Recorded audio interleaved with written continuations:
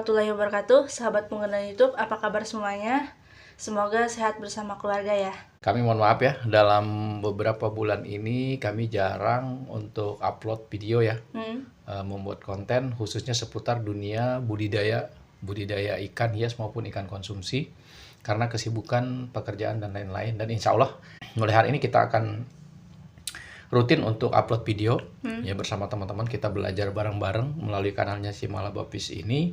Kita insya Allah akan setiap hari upload video ya. Kita nanti akan membahas dan mengulas persoalan-persoalan yang disampaikan oleh teman-teman semuanya terkait dunia budidaya, khususnya para pemula. Ya, kita sama-sama belajar. Dan sebelumnya juga kita mau ngucapin makasih ya buat teman-teman yang sudah mendukung channel ini ya, channel ini, dan sekarang sudah 74.000 subscriber. Ya, mudah-mudahan kita terus didukung hingga mencapai 100.000 subscriber ya.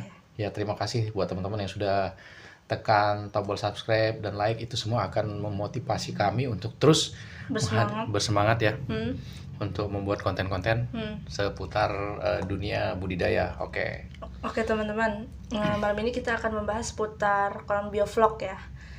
Oh ya Bang, subscriber kita ada yang bertanya bahwa seputar tentang kolam biovlog bulat ukuran diameter 2 diameter 2 ya. Itu menurut Abang seperti apa nih? Oke ya, terkait dengan pertanyaan dari teman-teman kita ya, itu banyak sekali yang menanyakan, nggak hanya D2 sebenarnya ya, D5, D1 terutama ya, pertanyaan-pertanyaan mendasar seperti itu. Tapi kita akan ulas dulu malam ini untuk kolam D2 ya, supaya lebih spesifik. Baik teman-teman, untuk kolam biovlog yang ukuran D2 itu, yang perlu teman-teman ketahui bahwa itu memiliki kubikasi airnya itu 3 kubik, ya kan? 3 kubik, karena rumus daripada mengukur kubikasi untuk kolam bulat itu adalah rumus dasarnya ada 3,14 kali jari-jari kali tinggi air. Nah, kita udah ulas lengkap sih pada video sebelumnya, tapi nggak apa-apa karena banyak teman-teman mungkin yang baru menemukan channel ini, kita akan ulas lagi ya. Nah, jadi kenapa kok 3,14 itu sudah rumus dasar? Jadi kalaupun nanti dia D5 atau diameter 5 sama seperti itu. Jadi nah sekarang khusus kan D2. Nah, kolam D2 itu berarti kan diameternya itu garis tengahnya itu kan 2, ya kan? Nah, jari-jarinya berapa? Jari-jari itu setengah daripada diameter. Berarti jari-jarinya 1. Nah, rumusnya 3,14 kali jari-jari kali jari-jari. Berarti 3,14 kali 1 kali 1 kali tinggi air. Kita menggunakan tinggi air itu 100 cm ya, berarti 1 meter. Berarti kali 1 lagi. Otomatis kan dia ketemunya 3. Nah, jadi kubikasinya tinggi airnya, kubikasinya 3 kubik. 3 kubik air. Nah, setelah kita menemukan 3 kubik air ini, baru kita untuk implementasi bahan-bahan, ya kan? Seperti? Nah, yang pertama kita jangan ke bahan dulu dong, alat dulu. Alat dulu ya. Ya, khusus untuk ini kita berbicara kolam terpal ya. Kolam bulat tuh rata-rata kolam terpal ya. Nah, yang pertama adalah aerator. Nah, ini penting karena banyak sekali teman-teman menanyakan untuk kolam D2 itu cocoknya aerator yang jenis apa? Kan seperti itu kira-kira ya? Iya, betul. Nah, kalau untuk merek, teman-teman, silakan. Kita nggak nyebut ya. Mau pakai Jebo, Resun, mau pakai apa, terserah teman-teman ya kan. Yamano dan sebagainya. Tapi untuk air yang ukuran 3 kubik tadi, itu idealnya menggunakan aerator yang kemampuan udaranya atau pressure udaranya itu adalah 70 liter per menit. 70. Minimal. Nah, 70 liter per menit, ya kan? Kenapa? Karena yang sudah kami lakukan uji coba seperti itu. Lalu ada teman-teman, Bang, bagaimana kalau aerator saya misalkan 100 liter per menit? Ya bagus. Lebih bagus. Lebih bagus. Aerasi akan lebih kencang. Itu kan minimal tadi. Minimal, ya kan? Aerasi akan lebih kencang dan kemudian bisa tebarnya lebih padat. Tapi untuk standarnya adalah 70 liter per menit. Itu udah hasil penelitian yang kami lakukan, uji coba yang kami lakukan. Nah, nah sekarang kita udah tahu tuh. Jadi kemampuan udaranya 70 liter per menit, ya kan? Kalaupun misalkan di pompa itu biasanya tulisannya itu kan per jam. Ya tinggal teman-teman bagi aja. Ya kan? Tinggal dibagi aja dong, dikonversikan per menit. Misalkan dia ternyata misalkan 1200 misalkan per jam. Ya tinggal dibagi 60 aja, keluar nggak 70 liter per menit. Liter loh ya, liter per menit. Nah, terserah mau mereknya apa. LP60. LP60 bukan LP100. Kalau LP100 tuh dia 140 liter per menit. Berarti masih mending Diresun. LP 100 sekalian ya? LP 100 sekalian. Iya. Gitu. Jadi dia 140 liter. Kencang. Iya. Bisa buat 2 kolam LP Iya. 100. Bisa untuk 2 kolam yang ukuran D2 ya. Iya. Gitu. Itu masih bisa. Tapi kalau misalkan hanya menggunakan satu pompa, bisa teman-teman menggunakan yang LP60 lah. Iya. Terserah mau merek apa, Jebo yang mana, yang pastinya dia LP60 itu rata-rata kapasitas udaranya sekitar segitu. Sekitar 70-an lah. Sekitar 70 liter per menit. Kalau untuk kualitas merek tuh pengaruh nggak untuk kualitas kekencangan angin itu? Kan teman-teman ada aja tuh yang nanya kan ya, Bang, pakai merek apa nih katanya kan? Iya, Bang, pakai merek apa karena nih? kemudian kita kan nggak boleh merekomendasikan merek ya. Iya sih. Karena konten kita ini kan bukan konten berbayar ya, gitu kan. Jadi kita nanti melanggar kalau merekomendasikan, kecuali kalau memang kita ada kerjasama dengan brand. Mangga bagi teman-teman para produsen aerator kalau ingin bekerja sama dengan kita untuk kita bekerja sama secara brand connect-nya boleh ya kan, gitu kan, dengan channel kita gitu. Kalau merek terserah, kita nggak merekomendasikan merek apapun. Pastinya dengan kemampuan udara untuk kolam yang D2 tadi itu minimal freezer udaranya itu adalah 70 liter per menit. Itu saja kunci dasar. Nah, lalu pasti akan bertanya lagi dong, 70 liter per menit itu berapa titik? Nah, gitu. Iya. Jadi untuk menentukan titik itu nggak usah susah-susah. Kalau airnya 3 kubik, kasih aja 3 titik cukup. 3 titik ya? Ya, kalau misalkan airnya 5 kubik, kasih aja 5 titik cukup. Iya. Karena idealnya setiap jarak per kubik itu adalah 1 titik aerasi. Iya. Kalau kayaknya 3 titik kurang deh, bikin 4 nggak jadi masalah. Toh udaranya ya tetap akan segitu keluarnya walaupun dibikin 4. Gitu. Tapi akan lebih kencang ya. Ya, gitu kan. Akan lebih kencang gitu. Kalau dibikin 4 sama lah, beda-beda dikit. Cuman dia mungkin lebih ini jaraknya jadi lebih dekat ya, gitu kan, seperti itu. Nah, oke, kalau ini di alat nih ya. Habis dari alat ke bahan. Nah, bahannya apa aja nih, Bang? Nah, bahannya juga udah kita ulas dong pada video lama kita. Itu judulnya alat dan bahan yang digunakan untuk kolam biovlog. Teman-teman browsing aja di kanal Simal Babis itu alat dan bahan kolam biovlog. Tapi nggak apa-apa, karena ini pertanyaan, siapa tahu teman-teman baru datang ke kanal ini, kita akan jawab juga. Nah, bahannya itu adalah, yang pertama adalah kapur dolomit. Iya. Yang kedua garam krosok. Iya. Yang ketiga tetes tebu atau molase. Yang keempat adalah starter bakteri. Udah itu aja. Iya, betul. 4 bahan ya. 4 bahan. Pertanyaan lagi, ukurannya kan? Iya, betul. Ukuran pemberiannya. Kalau untuk D2? Ya, D2 sama aja, kolam manapun.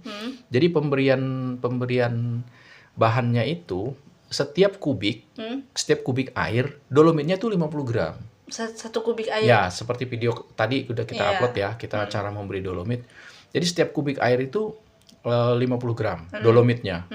Kalau misalkan D2 kan udah ketahuan kubikasi airnya itu 3 kubik. Berarti kan 150 gram. Iya. 1,5 on. Iya. Ya, 150 gram itu 1,5 on ya, teman-teman. Jangan 1,5 kilo kebanyakan. 1,5 on dolomit. Ya. Kemudian molasenya adalah 100 mili setiap kubik. Mili ya? Ya, mililiter. 100 mililiter. Bukan 100 liter ya, 100 mililiter. Per kubik. Per kubik. Berarti kalau 3 kubik 300 mili dong. Iya. 300 mililiter. Nggak nyampe 300 mili itu nggak nyampe setengah liter, 0,3 liter lah. Iya. Ya. 300 mili aja. Apalagi garam krosok. Iya. Nah, garam krosoknya itu kita menggunakan setiap kubik air itu 1 kilo. 1 kilo per kubik. Per kubik. Kalau 3 kubik berarti 3 kilo. 3 kilo. Gampang banget. Yang penting teman-teman udah menentukan kubiknya, itu yang paling penting. Yang bahaya tuh hanya beli kolam bulat, nggak tahu ini air berapa kubik. Main hajar aja. Karena kelebihan. Iya. Yang keempat. Yang keempat starter bakteri. Starter bakteri. Kalau untuk ukuran bakteri seberapa tuh, Bang? Bakteri itu jangan banyak-banyak. Karena bakteri itu sifatnya akan berkembang biak. Iya. Ya, akan berkembang biak. Jadi kita gunakan saja 2 gram. 2 gram per kubik. Per kubik air. Iya, berarti 2-3 gram saja. Jangan banyak-banyak. Berarti kalau 3 kubik 6 gram. 6 gram seperti itu. Pertanyaan kok dikit amat lah, bakteri itu kan berkembang biak. Iya. Itu kan starter tuh berarti adalah bibit.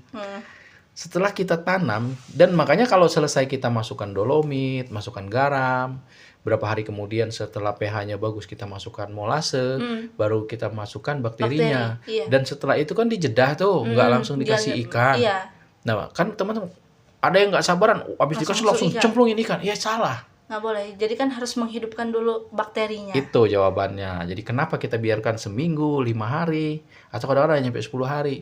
Ya karena bakteri itu kita tumbuhkan dulu. Iya betul. Ya Untuk kan? mengolah air. Betul. Kenapa kok bakteri ditumbuhin? Lah nanti ikan buang kotoran yang makan kotoran ikan siapa? Bakteri. Bakteri. Dan teman-teman untuk penggunaan molase ya, jangan menggunakan gula pasir. Gula pasir, betul.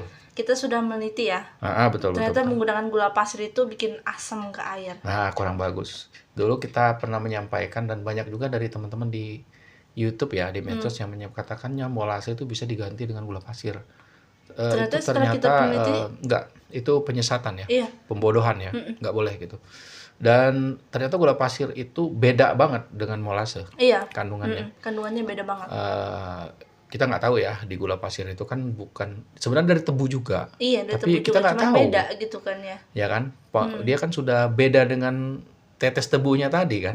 Tapi nggak tahu ya kalau misalnya molase dicicip itu manis apa? Ya manis lah dari tebu.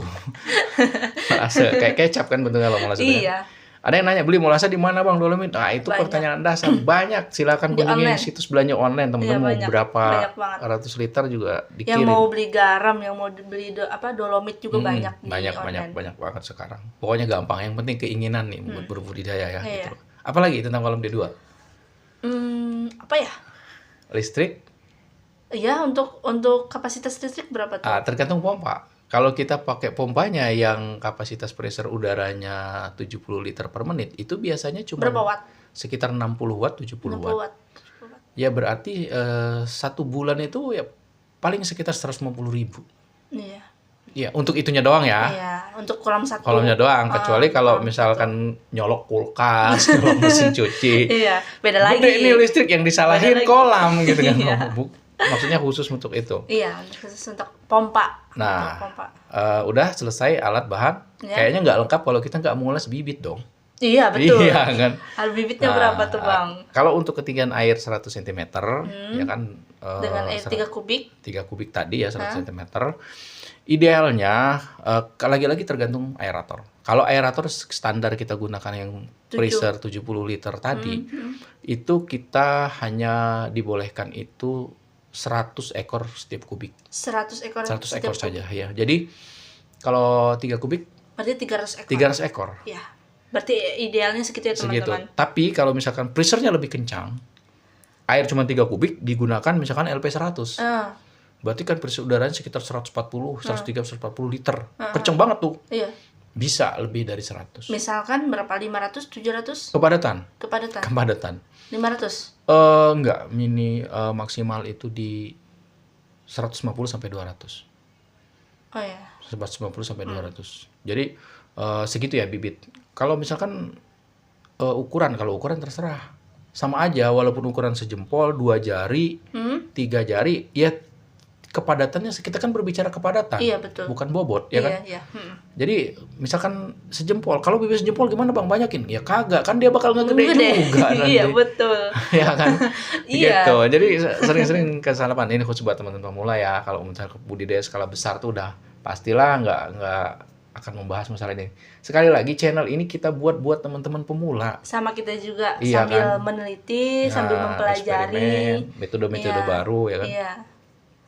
Nah, terkait masalah bibit tadi, kalau misalkan kita menebar bibit tuh ukuran idealnya kalau mau bagus, kalau kita biasa tebar tuh 1 kilo tuh isi 40 ya. Iya, Jadi betul. udah besar-besar bibitnya itu. Pokoknya 1 kilo itu isinya 40 ekor, hanya 40 ekor. Kalau diisi 1 kilo ada yang isi 100 lebih kecil-kecil banget. Risiko kematian tinggi. Iya, betul. Dan kadang-kadang dia nggak kuat dengan aerasi Dengan air yang kencang. kencang, terus dengan ketinggian air. Dengan ketinggian air gitu. Jadi dia belum stabil ya. Jadi sebaiknya gunakan bibit yang besar karena kita udah berkali-kali coba bibit kecil banyak yang KO. Banyak yang KO. Iya gitu. Dan kadang-kadang nggak kuat dengan aerator kencang. Apa sih namanya starter ya? Iya. Adaptasi dengan dengan bakterinya tadi ya. Betul. Gitu. Dengan bakteri. Nah, kami sarankan untuk bibit ukuran besar yang 1 kilonya isi 40, 50 1 kilonya itu ya. 30 juga bagus. Iya. 30 bagus ya kalau ada ya gitu loh kan. Yang di samping kita ikan daya tahan bagus, cepat panen juga pastinya. Iya. Nah, sekarang kita berbicara panen. Nah, ukuran kolam yang D berapa tadi? D2. Nah, D2 itu kan air 3 kubik. Kalau misalkan kita tebar standar 300 ekor, ya kan, panennya itu hanya di kisaran 75 kilo sampai 100 kilogram. Ya, kalau misal itu kalau kita panen di sekilo kilo 4. Iya. Iya. Karena 100 ekor itu bisa menghasilkan sekitar 25 kilogram, ya kan? Iya. 25 kilogram. Jadi kan kalau 300 ekor, 100 ekor itu idealnya itu hanya 25 kilo. 100 ekor tuh. Berarti kalau kolam D2 300 ekor berarti 75 kilo. Iya. Itu udah ukuran gede loh. Sekilo 4. Udah sekilo 4 itu ya? Nah, bisa dinaikkan di sekilo 3. Kalau sekilo 5 berarti sekilo 5 tuh hanya 60 kiloan. Hanya Iya kan? 60 kiloan. Kalau aerasinya kencang, yang tadi di atas 70 liter per menit, berarti kita tanam misalkan 150 ya. Berarti kan kolam D2 ini kita isi 450 ekor, maksimal 500 ekor misalkan. 500 ekor, nah itu bisa panen di 125 kiloan. 125 kiloan. Iya, 125 kiloan. 1 kintal lebih ya? 1 kintal lebih gitu. Dengan resiko air kita harus ekstra mengolah. Betul. Karena padat tinggi. Gitu. Oke, sementara untuk D2 apa masih bisa Kayaknya ada? cukup sini aja deh kalau untuk kita pemula ya, bareng-bareng belajar ya untuk di awal. Ya, nanti kita akan ulas lagi yang lain-lain ya, kolam D1, D5, tapi jangan di satu video ya. Jadi supaya teman-teman bisa lebih membedakan ya. Enjoy gitu kan. Ya, nanti juga akan kita ulas dengan kolam tembok. Banyak sekali. Insya Allah kita setiap malam ya ngobrolnya. Oke teman-teman, sampai sini aja kita ngobrolnya, nanti kita akan ngobrol bareng lagi ya. Assalamualaikum warahmatullahi wabarakatuh. Waalaikumsalam.